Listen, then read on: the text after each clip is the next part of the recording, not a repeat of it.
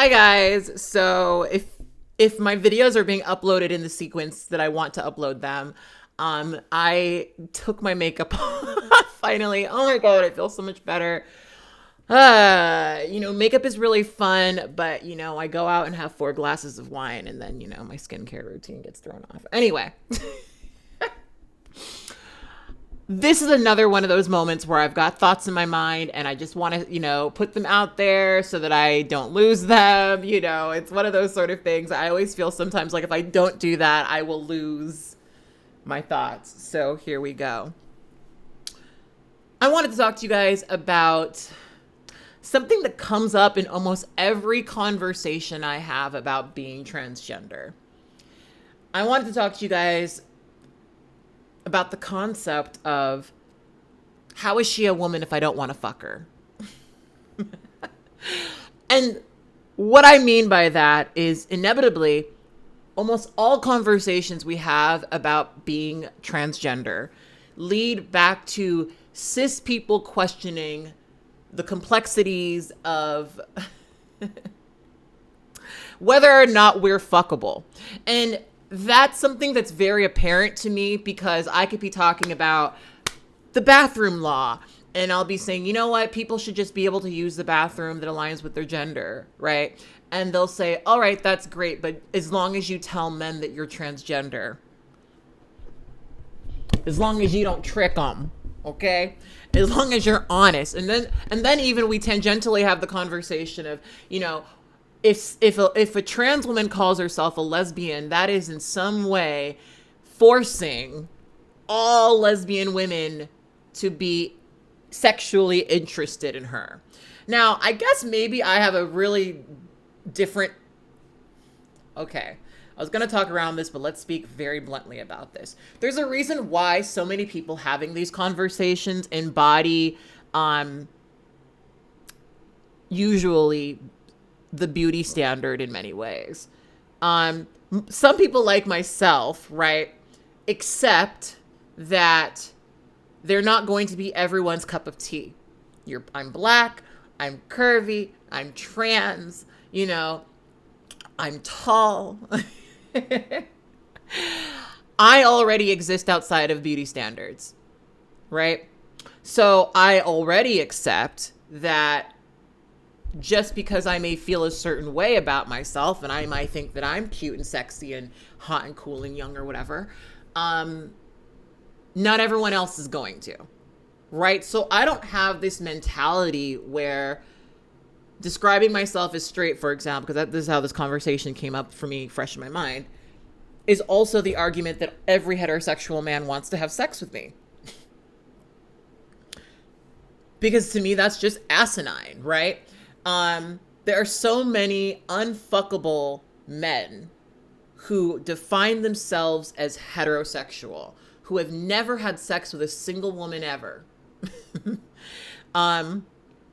who still define themselves as heterosexual. Why? Because their heterosexuality is defined by who they are attracted to, not whether or not people want to have sex with them. And that's part of why some of these conversations are always so annoying to me. People, and I kind of pointed this out in my video about heterosexuality as a label. People really like to buy into this idea that sexuality labels are like this one, commonly, universally agreed upon thing. And I understand how they get there because that's the way we discuss them. But most people are going to define their sexuality not based on how society feels about who they're attracted to, but how they experience their own attractions. That's why you would claim a specific sexuality label. If you go to my community page on this channel right now, you'll see that there's a post from someone that was like, oh, actually, you're a gyno-androphiliac or something like that. I don't exactly know the term. And it's funny because that was actually not the correct term. It was the term that was describing men who are attracted to trans women, right? And as much as I love my trans friends, I, as we've discussed several times at this point, am straight. So I don't date trans women, so we're not talking about that, right? But anyway, there's just this idea that if you describe yourself one way, You must be sexually available. And I think that this is something that's really, really apparent, more so apparent, correct me if I'm wrong, with trans women. When trans women want to do anything in this world, we always have to bring it back to, well, can we fuck them? And it's so bizarre because, I've often said when I was younger, I could more readily find someone who was willing to give me $400 for a blowjob than I was, to pay me to flip burgers and make $200 a week. Because the bizarre aspect, and I think that this is what a lot of people don't tend to understand of being transgender, is that in our society, trans women are on one end hyper stigmatized, but also hyper desired. I believe this year, the interest in transgender porn has skyrocketed. And I think 5 years ago, I made a video talking about that as well. I think it was Tyga was sleeping with a trans woman and da-da-da-da-da, and I think I mentioned it in the context of that video, right? And it's not a coincidence that at this time when transgender people, and I almost said women because that's usually who's being criticized, are being hyper criticized, there's a hyper interest in people fucking us, right? And this is an argument that I always get into, and I know that some people don't agree with me here, and in many ways I don't care. But one of the main reasons why I don't buy into the idea that it's transphobic not to want to sleep with a trans person is because so many of the people that I've had sex with, so many of the people who I've shared my body with, so many of the people who I've been intimate with were deeply transphobic. Now, I haven't had an experience like that in a really long time. Let's not get it fucked up. I don't sleep with men who hate me. I have started to make much better decisions with my body, and I'm very happy with my partners and things like that. But, long story short, I don't have those relationships, but I have in the past. So it's hard for me to accept or embrace this idea that wanting to fuck a trans person is validating of their gender, and then also somehow an argument that you're not transphobic, because the people who hate us do want to fuck us. And I think that people don't want to talk about that as much because that leads to some other uncomfortable conversations. I know that whenever I talk about dating heterosexual men who dominate my dating pool but are not my preference, there's always a cis woman who has a hard time with it because her understanding of how men experience their sexuality is that they are exclusively attracted to the biology, and they're shocked or maybe even disappointed to find out that some men don't exactly feel that way. Some men are not only attracted to your biology. In fact, a lot of men aren't. And there's nothing, sexuality is complex in that way, right? And I think that that's the conversation some people don't want to have, is that we want desperately to put these things in these really finite, defined boxes. And I know for some people, these are very finite boxes, right? But for a lot of people, especially people who were raised in a society with less understanding about transgender people present a challenge to them. Transgender people present a great challenge to them because everything that they knew before and up to this point is now circumvented by it. I think I mentioned this in a post that I wrote the other day, but a lot of people are actually struggling with the idea when we have this conversation that they might actually find trans people attractive. That's why when I'm talking about access to housing, access to employment, access to healthcare, we always end up coming back to the conversation, well, as long as you tell men that you're transgender, because people are terrified of trans women specifically transitioning in a way where they are comparable to cis women. They are terrified of that. That is a thing of nightmares. I mentioned this in a previous video. Did I upload this video? I forget if I uploaded this video or not. But I remember one of the early representations I had of a trans person was, this little website that, guys would, go on to at school, where you had to click through, these beautiful women. And some of these women were transgender, and the whole thing was click on the one you think is hot, and then you would click on one that was trans, and then everyone was like, oh, you're gay, oh my god, you're gay. Right? That is like the idea of a transgender woman being attractive in any way is terrifying. And again, that's partially why I'm not attracted to most straight men, because they reek that insecurity, right? They reek that insecurity of, oh my God, what does this mean? I don't have time for it. Don't have time for it. And honestly, don't care. Just being completely blunt with you, I really don't care. Cry about it. But you know what I mean? Like it's kind of an annoying thing to interact with. And where does that come from? Where does that come from? I'm sure people already know where I'm going with this. Women in our society are often judged by how much men want to have sex with them, right? I spoke about how when I was younger and I was being read as a girl and I was not understanding of those experiences, what my memory of them is that, I didn't get a choice, right? I didn't even know what was happening with my body and why I had breasts and things like that. But men were attracted to me. Suddenly, older men wanted to spend a lot of time with me. Suddenly, if I was walking home at night, men would pull their cars up and say, hey, where are you going? The way that we sexualize women is so just intense, which is partially why sometimes when I listen to TERFs talk about their shit, I know that they're not kind of coming from that angle with nothing, because just from my own experiences, the way that you're so needlessly hounded, and not only that, but also the way that, like, when I was in my late teens, early 20s, do you know how many times I had conversations with complete strangers about whether or not I was going to get pregnant and have children? I had so many of those and they were really weird conversations. I remember when I was with my mom at the optometrist once, and the doctor assumed that I was a cis woman and started having this conversation about whether or not I was going to bear my grandkids for my mom. And it was just a common conversation you have in a smaller town where, that sort of thing. But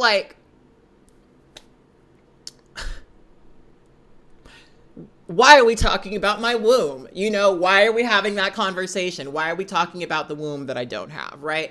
But then, especially when I was younger, these conversations would happen a lot. I would be, when I was living in Orange County, girl, there's a specific wig that I wear. If you used to follow me on Facebook, I used to make these funny posts with this character called Bernadette. It was this 30 wig that was kind of like a blondish, for people who don't know, blondish hair texture or hair color. And people often, oh my God, the amount of men who would walk up to me and basically say we would have really beautiful kids when I would wear that wig.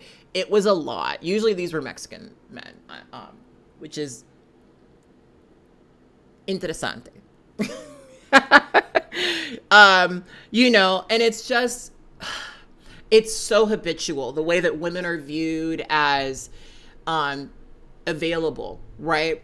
I cannot go, if I'm in downtown, I avoid going to downtown, because the way that dudes talk to me when I'm in downtown is so much. Hey baby, hey baby, hey baby. I moved to not this apartment, but my old apartment. I moved to my old apartment because I got tired of not being able to stand on a corner waiting for my Uber without men assuming that I was waiting for a man or something. Hey baby, where's your boyfriend? Where's your boyfriend? Oh, where are you going?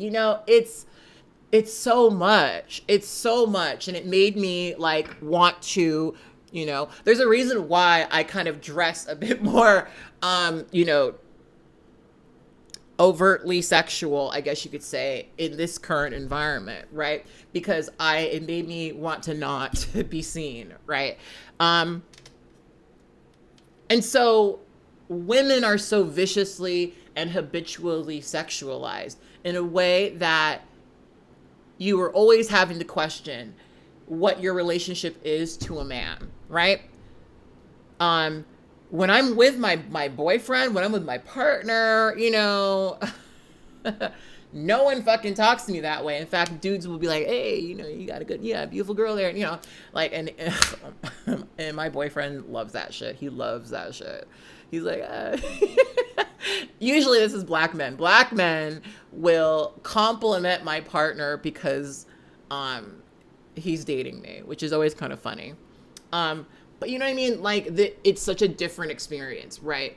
Because if a woman is on the street alone, clearly she must be there looking for a man. If a man's not accompanying her, clearly she must be, you know what I mean? Like, it's so habitual. So we have baked into society this idea that women exist for the consumption of men. So if men or people who are attracted to women say they're not attracted to trans women, and then use that to validate why trans women aren't women, for me, that's just citing the misogyny that we live under.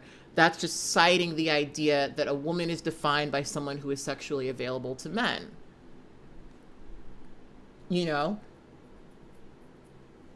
And there's so much other discourse here that I don't exactly feel comfortable with. There's a lot of conversations that men have about women who date women who present masc, right?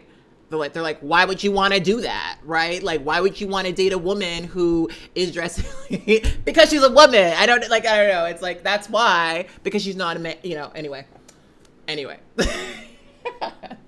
I get annoyed for my lesbian friends a lot because it's just like, oh my God, like, men struggle so much with like understanding that like not every woman is available to you. And right now, and right now they're struggling right now. Right now men are struggling. They are struggling with the idea that women don't need them. That's why they are getting on these podcasts and talking about, how single women who don't have kids and live alone are miserable. I'm not single, but because they need to convince you that your body, that your sex belongs to them.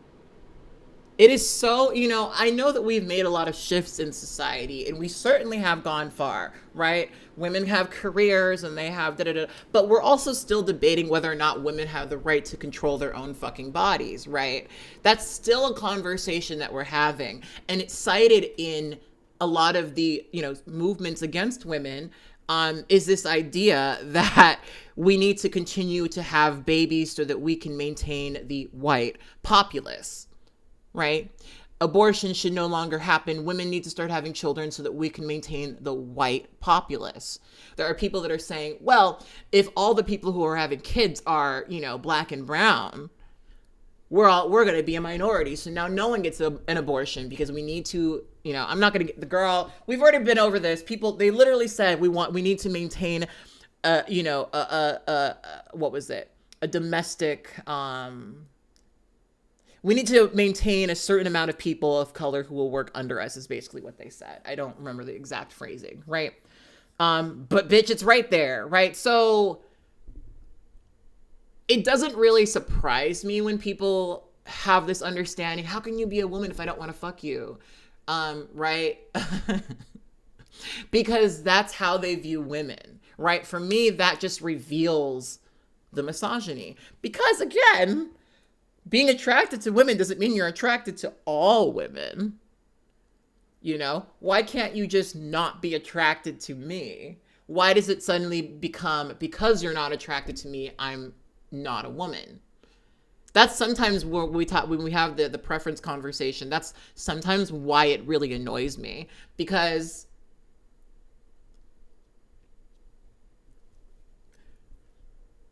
most people don't fuck everyone. Most people are not open to having sex with everyone. If someone says they don't have preferences with dating, they're probably either very pansexual and very open-minded, or they're lying to you to be polite, right? Like, everyone does have preferences. I'm tired of people pretending that they don't. They do.